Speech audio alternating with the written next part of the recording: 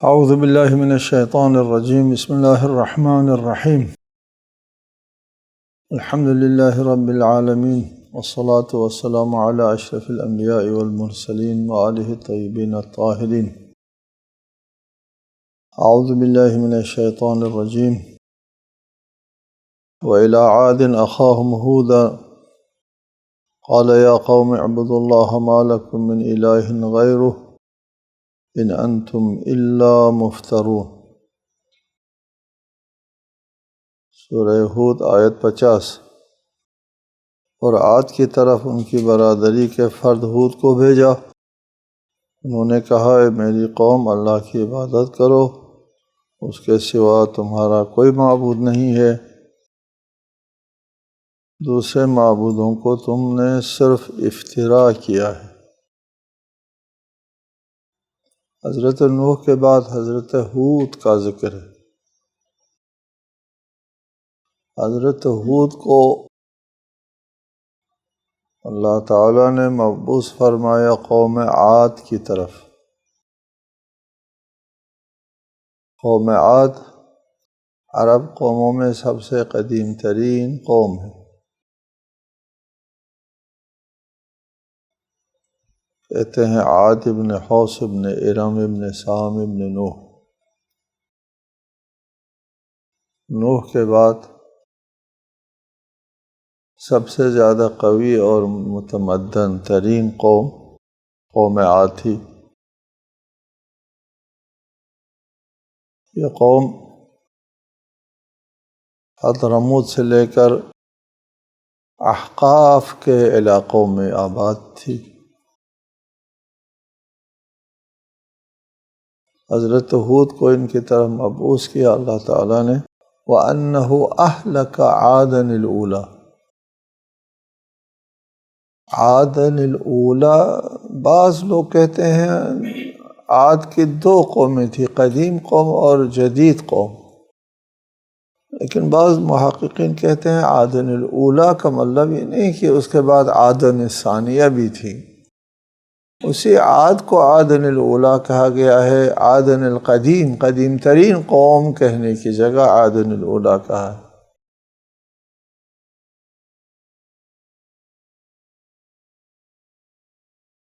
اس قوم کی طرف حضرت ہود علیہ السلام کو مبعوث فرمایا۔ یہ قوم نوح کے بعد منحرف ہو گئی تھی، بت پرست ہو گئی تھی، اور پھر دوبارہ راہ راست کی طرف دعوت دینے کے لیے حضرت ہود مبعوث ہوتے ہیں۔ حضرت ہود نے فرمایا قوم اعبدوا اللہ ما لکم من الہ غیرہ، اللہ کی بندگی کرو، اللہ کی عبادت کرو، اللہ کے سوا تمہارا کوئی معبود نہیں ہے، کوئی الہ، کوئی معبود اللہ کے علاوہ نہیں ہے۔ یہ جو تم نے الہ بنا رکھا ہے، ان انتم الا مفترون، یہ من گھڑت معبود، من گھڑت الہ ہے، حقیقی الہ نہیں ہے، اس کو تم لوگوں نے بنایا ہے۔ حقیقی معبود صرف اللہ تعالیٰ ہے۔ تمام انبیاء کی دعوت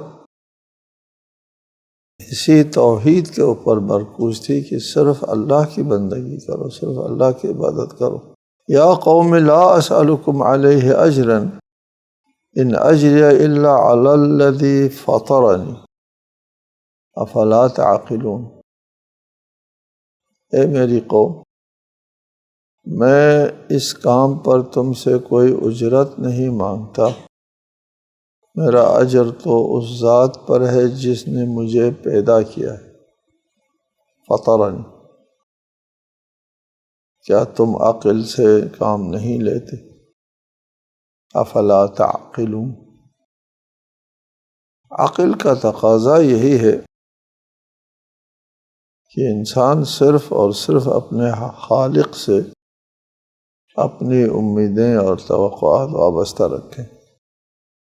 لا اسألکم علیہ اجرا، میرے کوئی توقعات تم سے وابستہ نہیں ہے، کوئی مفاد تمہارے ساتھ وابستہ نہیں ہے کہ میں تم کو توحید کی طرف بلاؤں اور اس کے مقابلے میں تم سے کوئی مفاد وابستہ ہو، تم سے کوئی چیز میری طرف عائد ہو،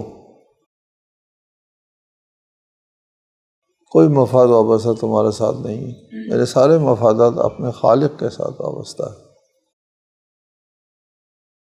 آپ کو بتاتا رہا ہوں تکراراً، ابھی پھر بھی اس جگہ توجہ کراؤں گا کہ عبادت کی تعریف میں لوگوں نے غلطی کی ہے، اور پھر اس غلطی کے بنیاد پر بہت سے موحد مسلمانوں کی تکفیر کا ارتکاب کرتے ہیں، اور بہت بڑی چوک ہے، یہ بہت بڑا اشتباہ ہے۔ عبادت کی صحیح اور حقیقی تعریف قرآنی تعلیمات کے روح سے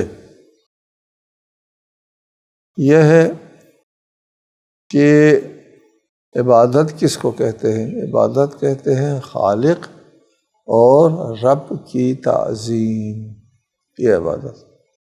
کسی کو پہلے خالق مان لو یا رب مان لو، پھر اس کی تعظیم کرو، یہ ہے عبادت، یہ ہے شرک۔ اگر اللہ کے علاوہ کسی اور کو خالق مانا پھر اس کی تعظیم کی، وہ شرک ہے، غیر اللہ کی عبادت ہے، وہ خالق نہیں ہے۔ کسی اور کو رب بنا لیا، پھر رب بنانے کے بعد اس کو بعنوان رب اس کی تعظیم کی، یہ بعنوان رب جو تعظیم ہے یہ عبادت ہے، اور یہ غیر اللہ کے لیے یہ تعظیم نہ مطلق تعظیم، مطلق تعظیم نہیں، بلکہ بعنوان خالق بعنوان رب کسی کی تعظیم ہو، وہ شرک ہے، وہ عبادت ہے۔ اللہ کی عبادت یہ ہے کہ اللہ کو خالق سمجھ کر سر بسجود، اللہ کو رب سمجھ کر اس کے سامنے جھک جائے، یہ عبادت۔ کسی کو استاد سمجھ کر، کسی کو باکمال سمجھ کر، کسی کو باپ سمجھ کر کے اس کی تعظیم کرنا، یا کسی اور حوالے سے وَمَن يُعَظِّمْ شَعَائِرَ اللَّهِ فَإِنَّهَا مِن تَقْوَى الْقُلُوبِ، شعائر اللہ کی تعظیم کرنا یہ عبادت نہیں ہے، یہ شرک بھی نہیں ہے، اس لیے کہ شاعر اللہ اس کو ہم رب نہیں مانتے، کعبے کو ہم رب نہیں مانتے، کعبے کو ہم خالق نہیں مانتے، حجر اسود کو رب اور خالق نہیں مانتے، تعظیم کرتے ہیں، استسلام کرتے ہیں، کعبے کی طرف جھکتے ہیں نہ کعبے کو جھکتے ہیں۔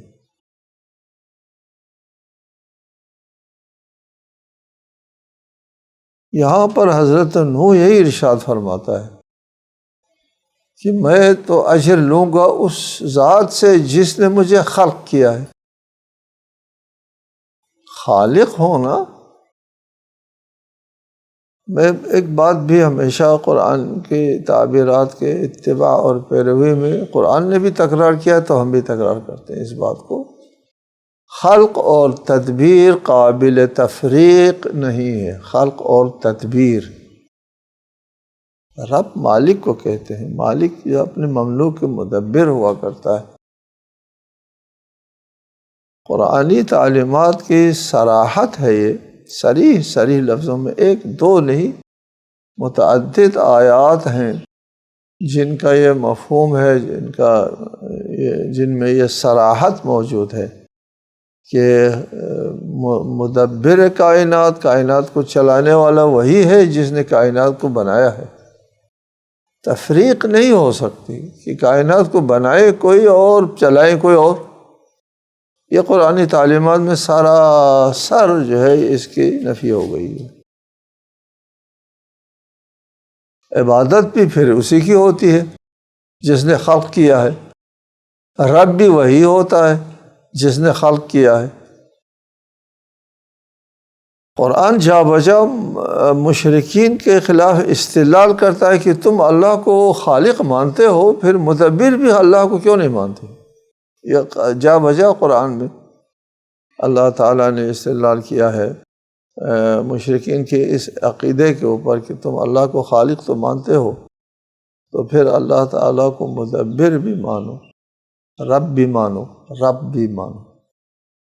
پھر رب مانو تو پھر صرف اللہ کی عبادت کرو، چونکہ عبادت صرف رب کی ہوتی ہے، عبادت خالق کی ہوتی ہے، غیر خالق کی عبادت ہوتی ہی نہیں ہے۔ کرو تو وہ عبادت نہیں ہے، شرک ہے، شرک باللہ ہے۔ یہاں بھی ارشاد فرمایا ان اجری الا علی الذی فطرنی، جس نے مجھے خلق کیا ہے، جس نے مجھے پیدا کیا ہے، اس کے ذمہ ہے، اس سے میری عزت، میری روزی، میرا وجود، میری بقا، ہر چیز مربوط ہے اس ذات کے ساتھ جس نے مجھے پیدا کیا ہے۔ اس نے پیدا کیا ہے، اس کے ذمہ ہے سب، کسی اور سے میں کیوں توقعات وابستہ کروں؟ افلا تعقلون، کیا تم عقل سے کام نہیں لیتے؟ یہ جس نے مجھے خلق کیا ہے اس کے ذمہ یہ سارا کام ہوا کرتا ہے۔ خلق کوئی اور کرے اور پھر میری زندگی کی لوازمات کسی اور کے ذمہ ہو، یہ عقل کے خلاف ہے۔ خالق کے ذمہ ہے، میری زندگی، میری بقا اس خالق کے ذمہ ہے جس نے مجھے پیدا کیا ہے۔ دیکھو یہاں پر یہ فرمانا افلا تعقلون، یہ ایک عقلی مسئلہ ہے۔ عقلی مسئلہ یہ ہے کہ خالق جب کسی مخلوق کو بناتا ہے تو ایسا ممکن نہیں ہے کہ وہ صرف عدم سے وجود میں لے آ کر کے چھوڑ دے، عدم سے وجود دے دے اس کو اور پھر اس کی بقا کے لیے کوئی اہتمام نہ کرے۔ یہ عقلی نہیں ہے۔ عام انسان کوئی چیز بناتا ہے تو اس کے بقا کو سامنے رکھ کر کے بناتا ہے، اس طرح کی کوئی چیز نہیں بناتا کوئی بے عقل انسان کی، صرف وجود حاصل کرے اور پھر اس کے بعد بقا جو ہے وہ اس بنانے والے کی تخلیق کے اندر اس کو نظر میں نہ رکھا جائے، تخلیق کے ساتھ ساتھ۔ یہ بھی بہت بتایا کہ خداوند عالم نے جب انسان کو بنایا، ہر جاندان کو بنایا، تو اس کے تخلیق کے ساتھ اس کی بقا کی ضمانت جو ہے، ضمانت کے لیے لازم اور ضروری ہدایات بھی اسی میں ودیعت فرمائی ہے۔ کسی چیز کو اللہ تعالیٰ نے پیدا کیا ہے تو اس کی بقا کے لیے جو ضروری ہدایات اس کی فطرت میں ودیعت فرمائی ہے۔ پودوں میں دیکھیں، اس کے بقا کی ہدایت جو ہے وہ پودوں میں موجود ہے کہ اسی ہدایت کے مطابق وہ مٹی سے اپنے رزق حاصل کر لیتے ہیں اور دھوپ کی طرف وہ پودے جھک جاتے ہیں۔ ہدایت ہے اس کے بقا کی ضرورت کی ہدایت، اور انسان کے اندر بھی وہ بقا کے لیے ضرورت کی ہدایت ودیعت فرمائی ہے۔ لہٰذا انسان کے وجود میں آنے کے بعد اس کے بقا کی ضروریات خالق کے اوپر ہے۔ ان اجری الا علی الذی فطرنی، میرا اجر، میرا معاوضہ، میں جو کام کرتا ہوں اس کا معاوضہ اس نے دینا ہے، جس نے مجھے پیدا کیا ہے۔ افلا تعقلون، تم عقل سے کام نہیں لیتے؟ یہ ممکن نہیں ہے کہ ایک ذات کسی چیز کو پیدا کرے، اس کو اپنے حال پر چھوڑ دے اور اس کے زیست اور بقا کے سامان جو ہے اس کو لیے فراہم نہ کرے، ممکن نہیں ہے ایسا۔ وَيَا قَوْمِ اسْتَغْفِرُوا رَبَّكُمْ ثُمَّ تُوبُوا إِلَيْهِ يُرْسِلِ السَّمَاءَ عَلَيْكُمْ مِدْرَارًا وَيَزِدْكُمْ قُوَّةً إِلَىٰ قُوَّتِكُمْ وَلَا تَتَوَلَّوْا مُجْرِمِينَ۔ حضرت ہود اپنی قوم عاد سے فرماتے ہیں، میری قوم اپنے رب سے مغفرت مانگو، پھر اس کے حضور توبہ کرو، وہ تم پر آسمان سے موسلادھار بارش برسائے اور تمہاری قوت میں مزید قوت کا اضافہ کرے گا۔ اور مجرم بن کر منہ نہ پھیرو۔ اس مضمون میں اللہ کے رسول اپنی قوم سے ارشاد فرماتے ہیں کہ اس وقت تم ہو مشرک، مجرم، اور اللہ کے ساتھ کسی اور چیز کو اپنے عبادت میں شریک کر رہے ہو۔ عبادت میں شریک کرنے کا مطلب جو ہے ان کو رب مانتے ہو، اور تم اپنی زندگی کا بقا اس کے ساتھ مربوط رکھتے ہو، خالق کے ساتھ نہیں، کسی اور کے ساتھ۔ اس کو ترک کرو، اس عقیدے کو ترک کرو، اس عمل کو ترک کرو، استغفار۔ وَيَا قَوْمِ اسْتَغْفِرُوا رَبَّكُمْ ثُمَّ تُوبُوا إِلَيْهِ، پھر اللہ کی طرف متوجہ ہو جاؤ، چھوڑو ان بتوں کو، ان مصنوعی خداؤں کو چھوڑو۔ يُرْسِلِ السَّمَاءَ عَلَيْكُمْ مِدْرَارًا، وہ تم پر آسمان سے موسلا دھار بارش برسائے گا۔ اگر توبہ کرو، استغفار کرو، اللہ کی طرف آ جاؤ، تو تمہارے لیے اللہ تعالیٰ دنیاوی زندگی میں بھی نعمتوں کی فراوانی فرمائے گا۔ بارش برسانا نعمتوں کی طرف اشارہ ہے، اور ساری نعمتوں کا انحصار بارشوں پر ہے۔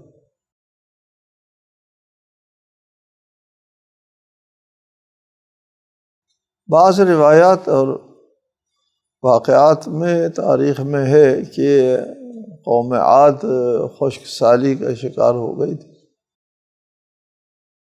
اور بارش نہیں ہو رہی تھی، تو حضرت ہود نے فرمایا کہ توبہ کرو اللہ کی طرف، اور اپنے شرک اور گناہ اور جرم سے باز آ جاؤ، کہ اللہ تعالیٰ موسلا دھار بارش برسائے گا تم پر۔ چنانچہ سورہ احقاف میں کہ جب ان کے اوپر عذاب کا بادل آ رہا تھا تو ان لوگوں نے خیال کیا کہ خشک سالی تھی، بارش ہو نہیں رہی تھی، اب دیکھو بادل آ رہا ہے۔ سورہ احقاف میں کہ وہ مطمئن ہوئے، خوشی منانی شروع کر دیے کہ وہ بادل آنا شروع ہو گیا، جبکہ اس بادل میں عذاب تھا، ان کی نابودی تھی۔ وہ اسی بادل سے آنے والے عذاب سے وہ نابود ہو گئے۔ یہاں ارشاد فرمایا تمہاری خشک سالی، تمہاری قحط سالی ختم ہو جائے گی اگر تم توبہ اور انابت کرو۔ قرآن مجید میں متعدد آیات میں اس بات کا ذکر ہے کہ اگر اہل القریٰ وَلَوْ أَنَّ أَهْلَ الْقُرَىٰ آمَنُوا وَاتَّقَوْا لَفَتَحْنَا عَلَيْهِمْ بَرَكَاتٍ مِّنَ السَّمَاءِ وَالْأَرْضِ، اگر یہ بستیوں والے جو ہے وہ ایمان لے آتے اور تقوی اختیار کرتے تو ہم زمین، آسمان اور زمین سے ان کے پر برکتیں نازل کرتے۔ کبھی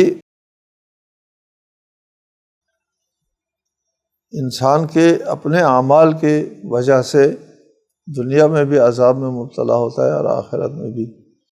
اور یہود و نصارہ کے بھی بارے میں فرمایا کہ اگر یہ لوگ تورات و انجیل پر عمل کرتے تو ان کے لیے نعمتوں کی فراوانی ہوتی۔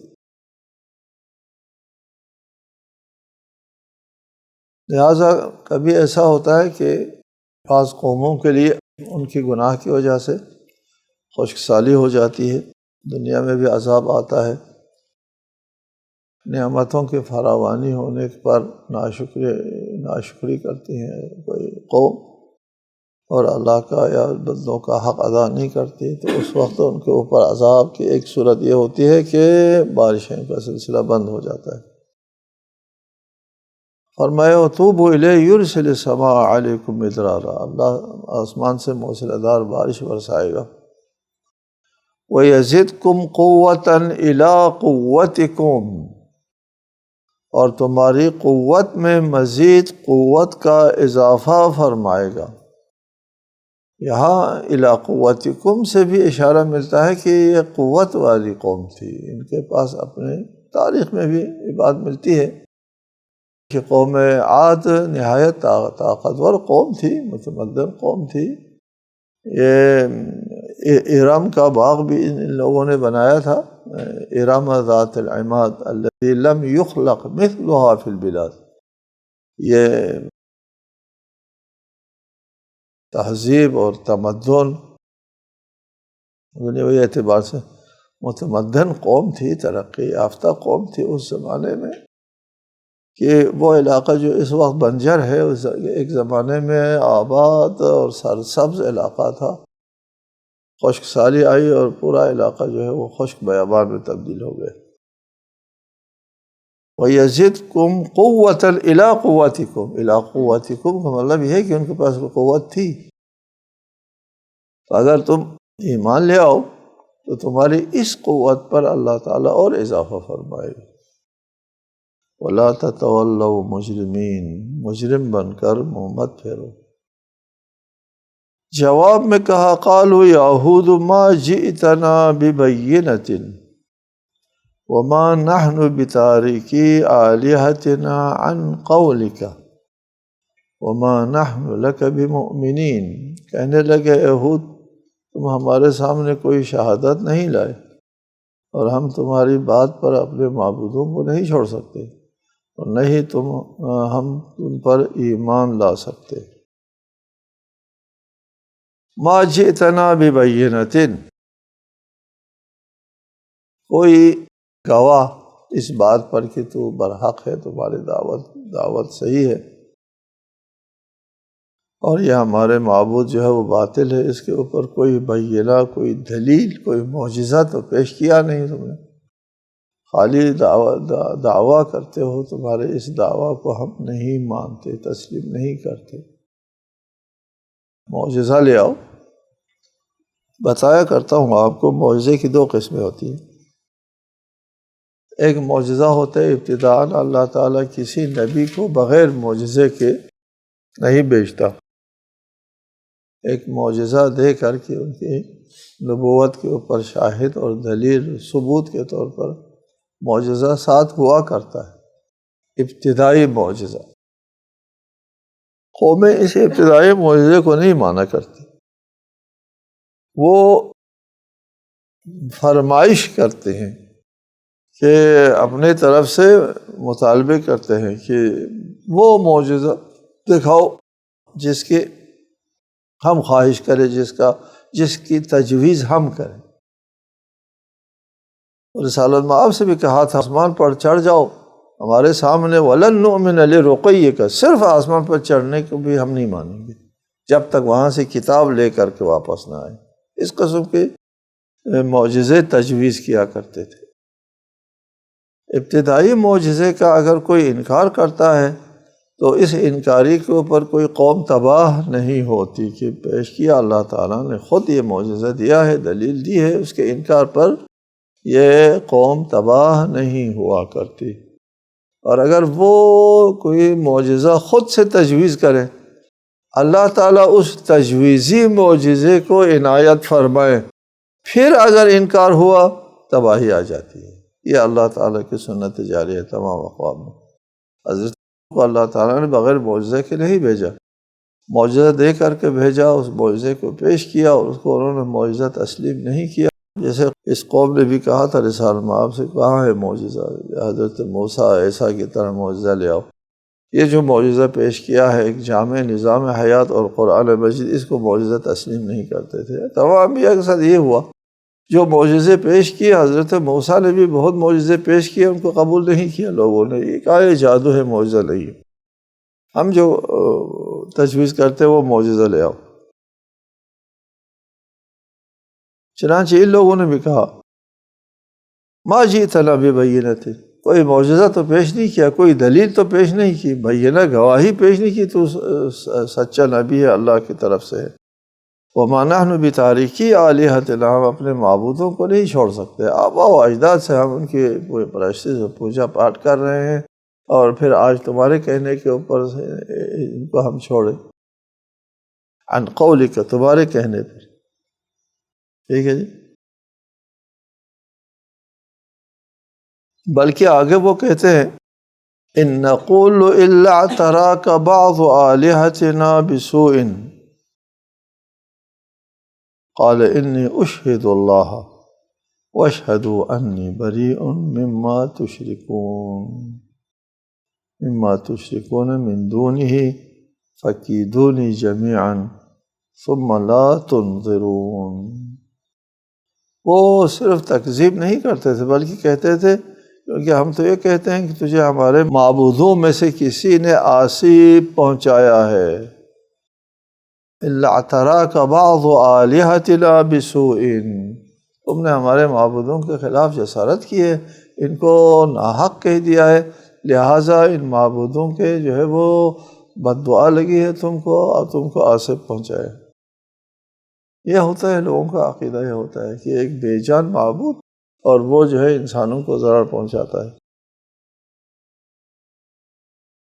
قال انی اشہد اللہ واشہدوا، حضرت ہود نے ان کے جواب میں فرمایا کہ میں اللہ کو گواہ بناتا ہوں اور تم بھی گواہ رہو کہ اللہ کے سوا جنہیں تم شریک ٹھہراتے ہو میں ان سے بیزار ہوں، کہ وہ آسیب پہنچاتے ہیں۔ مما تشرکون من دونی فکیدونی جمیعا، صرف یہ نہیں، بت نہیں، تم بھی ان کے ساتھ مل جاؤ۔ فکیدونی جمیعا، صرف یہ آسیب پہنچائے نہیں ہے، یہ بے جان بت مجھے آسیب پہنچائے، ضرر پہنچائے، تم بھی اس کے ساتھ مل جاؤ، سب جمع ہو کر ایک جگہ جمع ہو کر کے فکیدونی، میرے خلاف جو کرنا چاہتے ہو میرے ساتھ کرو، اس کے سوا تم سب مل کر میرے خلاف سازش کرو، پھر مجھے مہلت نہ دو۔ دیکھو کس طاقت کے زبان سے حضرت جو ہے وہ چیلنج کر رہے ہیں، چونکہ تقیہ ہے عظیم طاقت اللہ تعالیٰ کے اوپر۔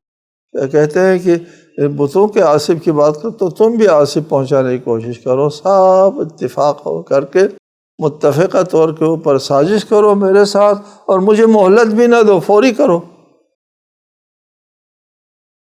یہ ہے اللہ تعالیٰ کے اوپر تکیہ اور بھروسے کا نتیجہ۔ انی توکلت علی اللہ ربی، میں نے اللہ پر بھروسہ کیا ہے جو میرا رب ہے، وربکم، تمہارا بھی رب ہے، ما من دابۃ الا هو آخذ بناصیتها، کوئی بھی جاندار ایسا نہیں ہے جس کی پیشانی اللہ کی گرفت میں نہ ہو۔ یہ جو دابہ ہے زمین پر چلنے والوں میں سے صف اول سب سے پہلے سر فہرست انسان ہے، اور انسان کی قسمت، انسان کے تمام وجود اور بقا سب جو ہے وہ اللہ تعالیٰ کے قبضے قدرت میں ہے۔ اور اس کے لیے ایک تعبیر ہے ناصیہ، یا من بیدہ ناصیتی، دعائے کمل میں آپ ہمیشہ پڑھتے ہیں، اے وہ ذات جس کی گرفت میں میرا ماتھا ہے۔ انسان کا ماتھا جس کی گرفت میں ہو تو وہ سر تک نہیں ہلا سکتا، بے بس ہوتا ہے، یعنی پورے قبضے قدرت میں ہے۔ جس کے قبضے قدرت میں میری جان ہے، میری زندگی ہے، میرا وجود و بقا ہے، میری تمام قسمت جو ہے وہ جس کے قبضے قدرت میں ہے، میں اس پر بھروسہ کرتا ہوں، تم سے جو کچھ ہو سکتا ہو میرے خلاف کرو۔ السلام علیکم ورحمۃ اللہ وبرکاتہ۔